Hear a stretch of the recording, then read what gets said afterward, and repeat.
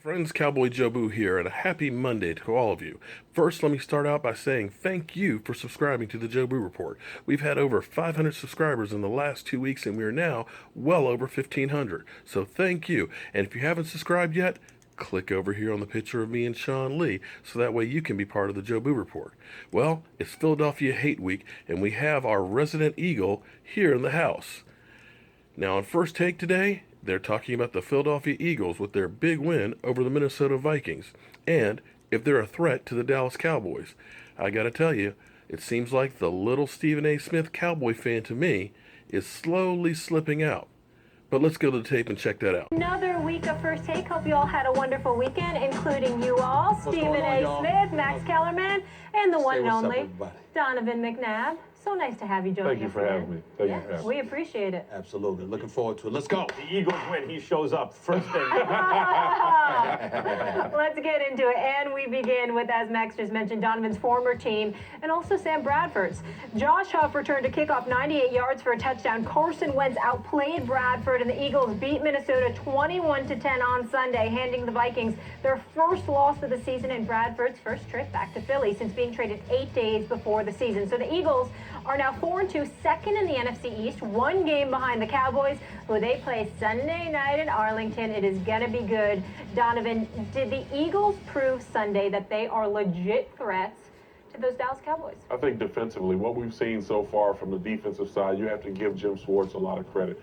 Blitzing a secondary member, a safety or a corner, 13 times in that game. Leading up into that game, he only blitzed them 13 times, leading combined in all the games. So I think what he understood was how soft the offensive line was going to be and to allow another rusher to come in and force Kyle Rudolph and the running backs to block would win in their favor. And I think offensively, what we're going to have to see from the Philadelphia Eagles, they're going to have to run the football a little bit better.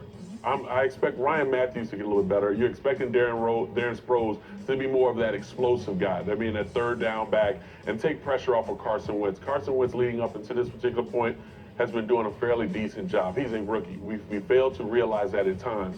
But I think as a total football team, you give a lot of credit to Doug Peterson. Now, as far as the Minnesota Vikings are concerned, they need to shore up that offensive line. Defensively, they're fine. Special teams, they're fine. They made a little blunder in the game last night. But I look at the Minnesota Vikings, I say, you don't have a mobile quarterback, so you're going to have to find a way to keep that cup easy for him to sit back and dissect defenses. Let me break this down and answer the question directly. I'm not really convinced right now about the Philadelphia Eagles when it comes to the Dallas Cowboys. Let me just put it out there. The defense is big time. Yes. Schwartz is doing a phenomenal job. But Carson Wentz has had relatively pedestrian performances on the offensive side of the ball. B, and more importantly, I still have some residue from that Redskins game. When you gave up 230 yards rushing to the Redskins, particularly Matt Jones, when we talk about the Eagles in comparison to the Dallas Cowboys in the NFC East, you can't think about the Dallas Cowboys in any kind of affectionate or just a confidence factor. You can't look at them in that fashion without thinking about two things: their offensive line and Ezekiel Elliott. And we ain't even taking into account Alfred Morris and Darren McFadden once he comes back. The reason I bring those names up is because they are literally a team, if they chose to do so, who could run the ball 70% of the time, and no one would blink. Why? Because that offensive line is so massive, so effective, so potent, that it could literally beat you up and wear you down. And so when I think about the Eagles pertaining to what I saw yesterday and looking at it this season, Max, I think of it from the perspective of, okay, you can play. You definitely deserve to be respected. Doug Peterson is a clear upgrade from Chip Kelly. No doubt about it. And Schwartz is big time as a defense coordinator. No business being a head coach this time. I mean, let him wait a couple of years and then get another head coaching job. But as a defensive coordinator, there's nothing to question here. But offensively, when I look at the Philadelphia Eagles, I got questions about how much points you could put up, because really Jordan Matthews is your only reliable option with Carson Wentz. And on the defensive side of the ball, I don't give a damn that the Vikings just shut down the Vikings. I'm sorry, was Adrian Peterson there yesterday? I don't think he was there yesterday. I think he's been injured. I think he's been out. I think one of the greatest runners in the history of the NFL has been out. He did not play. So because of that, I'm not caught up in it. I'm still concerned. I wish I could say differently, because I would love for the Eagles to be better than the Cowboys, but I'm not sure.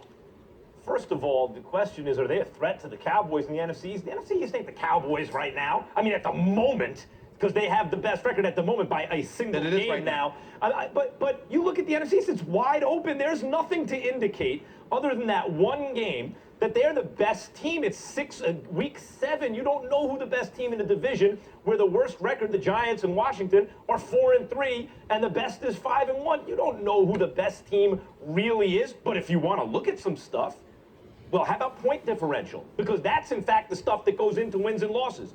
The Eagles have the best point differential in the NFC East, significantly better than the Cowboys. In fact, at plus 68, they're one off the pace for the entire NFL, which is the Patriots. Their point differential is one less than the Patriots, who people every week, can they run the table? Or is there going to be a threat to the Patriots in this league? Right.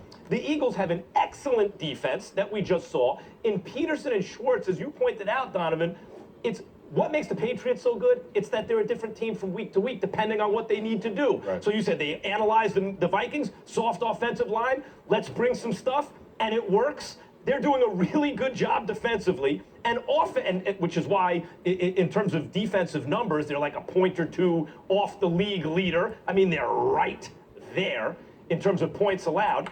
And the offense is middle of the pack. The Eagles, if anything, you look at the NFC East and you say, who's the class of the division? Right. You might say at this moment, the Eagles. Are they a threat to the Cowboys? Yeah, no kidding. Yeah, you know what I look at in a sense, and we have to understand, having a rookie quarterback, you have a strong defense, that can take you very far. Remember, my rookie year, stepping in, our defense with Jim Johnson, a defensive coordinator who, God rest his soul, was the best defensive coordinator that the Philadelphia Eagles have had, to me, besides Buddy Ryan. But I look at it in a sense for what we're seeing right now. They're taking the pressure off of Carson Wentz. Carson Wentz is a guy who hasn't turned the football over before last night's game, but he hasn't turned the football over a lot. So when you're in a position like that with a rookie quarterback, your defense can win the game. Now, I just want everyone else to step up. I need the Huffs to step up, the Brian Matthews, the Darren Sproles, the Zach Ertz to step up. Are they capable? They're capable of doing it. Are you sure? I look at what Dallas is doing.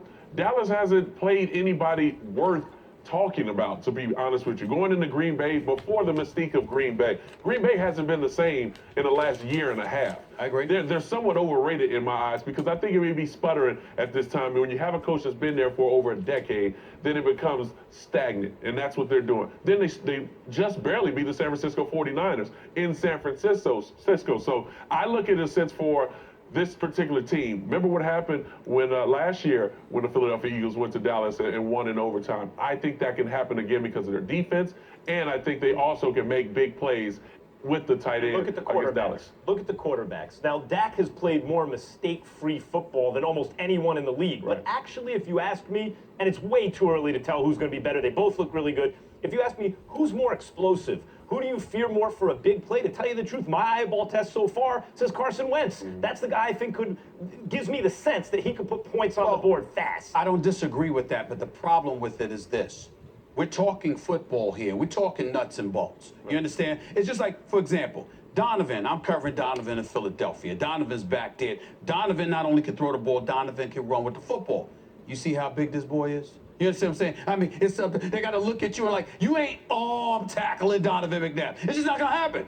Everyone knew that, so you had to send the house towards him. I'm saying that now. Juxtapose that to an offensive line in Dallas. You got 5 big boys, meat and potatoes. I mean, this is what they live for. They want the ball. They want to sit there and beat you into the ground. And then you got a young lion like Ezekiel Elliott who's saying, "Yeah, give me the ball, because not only am I going to bust through these holes, but even when I don't, I'm going to make you pay for trying to tackle me." Now, I don't like, I can't even tell you how sick to my stomach I am that I have to be complimentary on the Cowboys. Worried about that. I'm very sick to my stomach.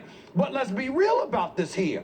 We're thinking philosophically. If you're watching a team that throws the football all day long but has no running game and has no defense, you're not worried about them winning the Super Bowl. But even if your defense is suspect, but you got an offense with a beefy offensive line who loves to run the football and can beat you up, not just with one dude, but with three of them because of how potent their offensive line is. If you are the Philadelphia Eagles, the one time this year I have seen you go against a team who resembles that kind of team in that moment was the Redskins. Redskins never looked like that in the games prior to the Eagles, but against the Eagles, Mac Jones was running over dudes. I'm concerned about it in that regard. Defense or, I mean, I hear what you're saying, styles make fights, but what do you like, the defense or the offense? Because when you really look at it, Dallas, although the secondary's been playing very smartly so far. Exactly. In fact, Dallas has a middle-of-the-pack type of defense and an elite offense because Dak doesn't turn it over and the line. And you because that offensive line runs, they can run. And the Eagles are the opposite. They have a kind of middle-of-the-pack offense and an elite defense. What do you like? I like defense. I'm going to take Jim Schwartz